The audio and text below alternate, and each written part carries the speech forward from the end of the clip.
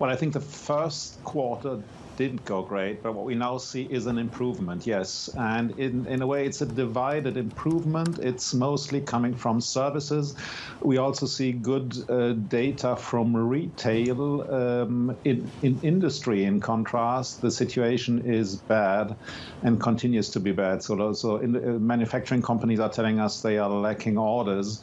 Construction is also flat, not going well. But at least we have this positive impact of more consumption, and that helps. Yeah, so I was going to say, actually, consumers, I guess, have been for a long time expected to drive the recovery, but have been quite hesitant. With this renewed optimism that you have on consumption, are you confident that that will pick up, that that's really turned a corner? But it looks like it's picking up. We had expected it to pick up earlier, but this is something that may lead us to growth in the second quarter, I would say. I think for the first quarter, that won't help anymore. But for the second quarter, I'm more optimistic. And it's consumers that are driving this. Incomes are rising more quickly than inflation because inflation is going down. So what we've been waiting for, in a way, it looks like it's coming. There's quite a difference between services and manufacturing. So manufacturing weak, services doing quite well. Do you expect to catch up soon? At some point, yes, but we don't see this catch up. We see an improving worldwide economy, but this doesn't seem to reach German manufacturing, which is puzzling in a way. Of course, there are issues in Germany, high taxes, concerns about protectionism. A lot of German companies are investing, but they are investing abroad, not in Germany, because they want to be present in markets and maybe jump over protectionism and tariffs and produce closer to consumers. This is no good news for Germany as a location for manufacturing firms, and we don't see the recovery there yet. It'll hopefully be coming, but that may take some time. Mr. Fuest, overall, Germany is still performing, much worse, or at least worse than other European countries. Is there still a chance that this economy catches up?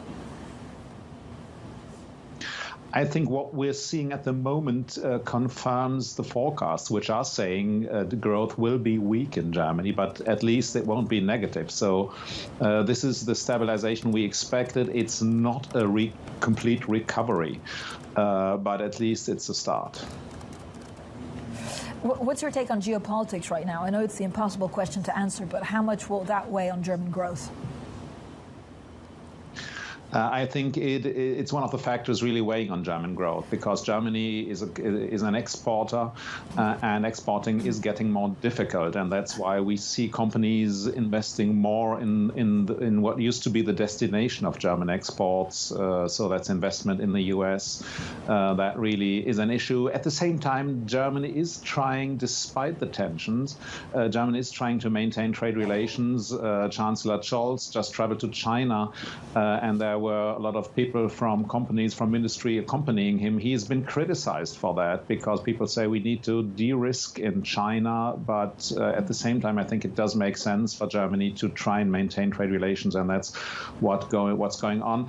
Unfortunately, new trade agreements, for instance, with Mercosur, are slow. And that's another problem for the German economy. Germany has a strong interest to come to new trade agreements, and that's going very slow at the EU level. So what will happen there, whether we in the end do achieve these trade agreements, will be very important, especially for German companies.